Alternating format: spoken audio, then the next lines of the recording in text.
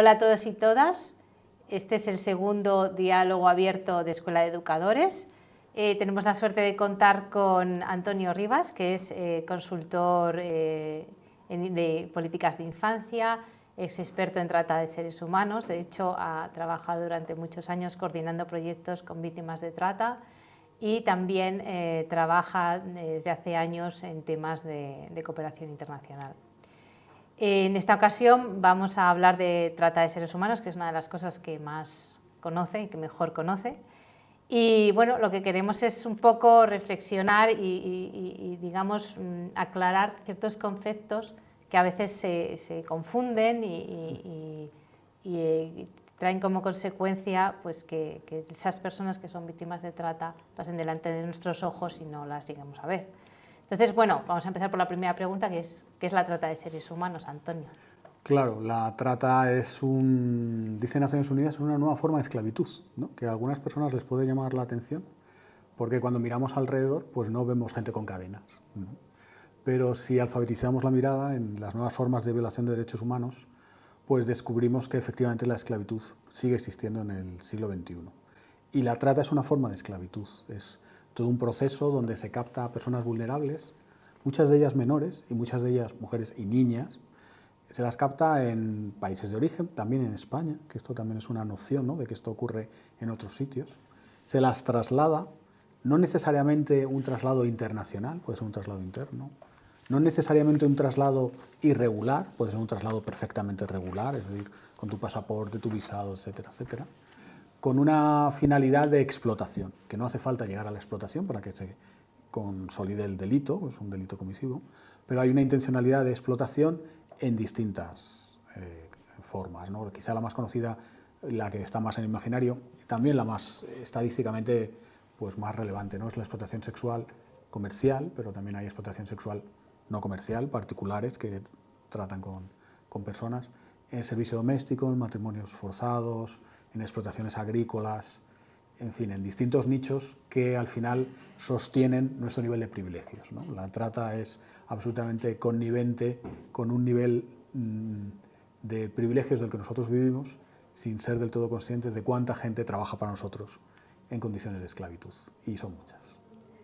Y cuando no les vemos, ¿por qué es? ¿Porque lo confundimos a lo mejor con otros fenómenos como puede ser el tráfico de migrantes? Ocurre, ¿Es lo mismo? claro, no es lo mismo, ocurre que tenemos como, todavía fíjate, en el año en el que estamos, en el año 23, tú sigues hablando de trata de blancas y sigue emergiendo, ¿no?, un imaginario, sí, ¿no? Se ve. Y sí, ¿no? Hablas, ¿en qué trabajas tú? Trata de seres humanos con fines de explotación sexual. La gente dice, ¿qué? ¿No? Trata, ¿no? Protocolos.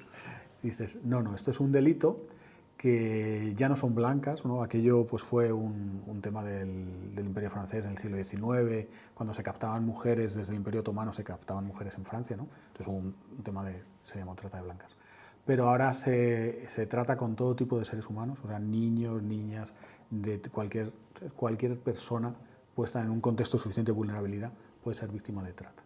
Que no es lo mismo que ser víctima de tráfico, que estar en una situación de tráfico, ¿no? El tráfico de seres humanos. Es que en inglés nos juega una mala pasada, ¿no? Porque en inglés es trafficking. Entonces lo traducimos malamente al castellano como tráfico, ¿no? Y no es lo mismo, ¿no? El tráfico tiene una intencionalidad de cruzar irregularmente una frontera, pero no una vez que la persona cruza, se la puede estafar, cobrar lo que quiera, pero luego ya no se la explota, ¿no? Y el bien jurídico que estás lesionando, pues la protección fronteriza, ¿no? Una idea estatal. Cuando lo que haces es un fenómeno de trata, puede formar parte también del tráfico, puede haber cruzado irregularmente la frontera, pero no necesariamente. Tú puedes perfectamente captar a una persona, engañarla, cruzar perfectamente legal la frontera y luego explotarla, ¿no? Y a veces, como tenemos este imaginario de que la trata tiene que ver con migración irregular de mujeres, con fines, es tan pequeñito que dejamos muchas situaciones fuera del escenario. Y muchas veces la infancia, precisamente, queda fuera del escenario. ¿Cuáles son los principales elementos de la trata que evidentemente la diferencian del tráfico de migrantes? Claro, fundamentalmente primero que la trata no tiene por qué cruzar fronteras internacionales. O sea, hay trata interna. Esto también a mí me llama la atención, ¿no? Cuando dices, bueno, vienen personas de África o de América Latina, pues como todo el mundo dice, oh, y hay españolas. ¡Oh! Y esto es como parece, ¿no? Porque tenemos parece que ya nos afecta. Claro, parece que nos afecta, ¿no? Y uno a veces piensa, ¿hasta cuándo cuánto cerca te tiene que afectar para que te des cuenta de que esto es una violación de derechos humanos. Los derechos humanos son patrimonio de todos, sea una mujer africana, sea un niño latinoamericano o sea un adulto asiático, es que da igual, ¿no? Pero ya es como que si es de mi pueblo, ¿no? Parece que no, esto, pues dice nosotros como cultura, ¿no? Cómo tenemos percibido esto, ¿no? Entonces, una de las diferencias es que el cruce, primero que puede ser interno, no hay que cruzar fronteras, pero sí tiene que haber desplazamiento. Y a veces, efectivamente, este cruce de fronteras puede ser irregular y entonces se solapa, pero no necesariamente tiene que ser irregular. Y entonces, sencillamente, no se distingue. Pues porque cuando se pide a una persona su pasaporte y su pasaporte está en regla, parece que ya no puede ser víctima de trata. O porque si es un nacional de nuestro propio país, ya no puede ser víctima de trata. Entonces, vas dejando formas y formas y formas y formas. Entonces, es muy importante alfabetizarse en los elementos para entenderlos bien y no confundir la trata con tráfico, no confundir la prostitución con trata con fines de explotación sexual, no dejarse fuera muchas otras formas de explotación que no son esas, porque si no dejamos fuera un porcentaje enorme de víctimas y si no las ves, no existen. Si no existen, no vas a intervenir. ¿Y cuál es el perfil de esas víctimas? Claro, esto lo preguntamos mucho. A mí a veces me gustaría tener un espejo y decirle, mírate al espejo y este es el perfil. Lo único es que te tengo que poner en un contexto como en la guerra de Ucrania. Y entonces tú, que nunca pensaste que ibas a ser perfil, de repente eres perfil. O uno se piensa que las personas en Ucrania pensaban que esto les podía ocurrir a ellos. He trabajado muchísimos años con víctimas de trata, nunca he oído a una persona decir, pensé que me iba a ocurrir. Es más bien al revés. Nadie piensa, porque nadie se piensa en el perfil. Porque no es tanto un tema de perfil como un tema de contextos vulnerables. Entonces tú pones un proceso migratorio, por ejemplo, donde puede advenir una trata sobrevenida con infancia, ¿no? Particularmente vulnerable, y entonces tú estás generando el caldo de cultivo para que eso ocurra. Y eso les ha ocurrido, puede ocurrir en Ucrania, puede ocurrir en Nigeria, ocurrió en la antigua Yugoslavia cuando se disolvió, y ocurre en contextos de pobreza también en España. A veces nos pensamos que tenemos una invulnerabilidad que viene adjunta al pasaporte, ¿no? Y lo que viene es adjunto a tu nivel formativo, económico, red social, a otras cosas, que a medida que se pierden, pues pierdes esa invulnerabilidad. Aparte de no vernos en el perfil, lo poco que vemos, como tú has dicho, es la trata de blancas, que está como en nuestro imaginario, entonces vinculamos la trata con la explotación sexual. O sea, creo que en nuestro imaginario solo existe la trata con fines de explotación sexual. ¿Hay otras formas de trata? ¿La trata solo es explotación sexual? No, hay muchas otras formas de trata, ¿no? De hecho, hay estadísticas donde empieza a haber datos de cómo la trata para explotación laboral, para en determinados núcleos laborales, pues quizá pueda estar sobrepasando a la trata con fines de explotación sexual. Y luego hay que entender que la explotación sexual puede ser comercial, es decir, la que uno ve accesible porque te busca como cliente, pero hay fenómenos de trata promovidos por particulares, no necesariamente por grupos mafiosos, donde captan a personas para luego esclavizarlas en servicios sexuales particulares, ¿no?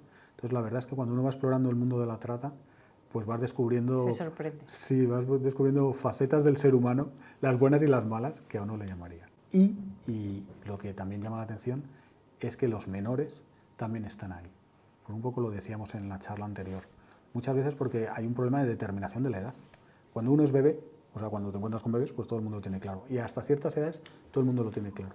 Pero hay que insistir en que la infancia llega hasta los 17 años, 364 días, 23 horas y 59 minutos y 59 segundos. Hasta ahí eres un niño, una niña, un adolescente, con todo ese equipaje de derechos. Y el no hacer una buena determinación de la edad, o hacerla mal, ya supone una vulneración de derechos gigante, que te pone en un tobogán de vulneración tremendo. Entonces es muy importante. ¿Qué herramientas tenemos para poder proteger a las personas que están en esta situación? Pues mira, herramientas... Aparte de la determinación de la edad. La determinación de la edad, ¿no? Tenemos muchas herramientas, ¿no? Y la construcción de un entorno protector precisamente lo que intenta es armar un sistema de herramientas.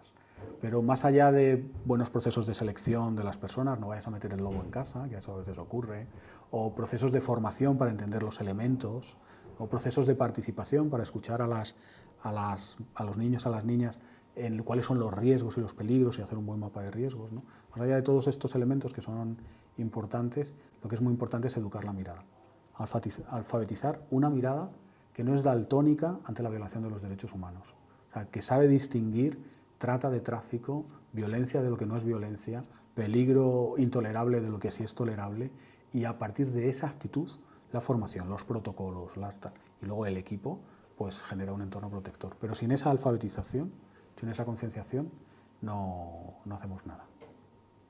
Muchas gracias. Gracias a ti.